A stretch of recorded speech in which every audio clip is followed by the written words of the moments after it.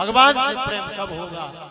जब संसार से मोह नष्ट हो जाएगा, केवल भगवान से प्रीति हो जाएगी। और वो प्रीति कब होगी?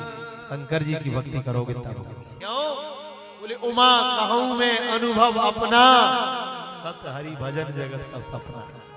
ये सबरा स्वप्न है, बाकी सत्य अगर कोई है तो भगवान का भजन है। इसलिए भैया हम और आप वो सौभाग्यशाली हैं ने माघ के महीने में भगवान की कथा मिली। माघ चल रहा है,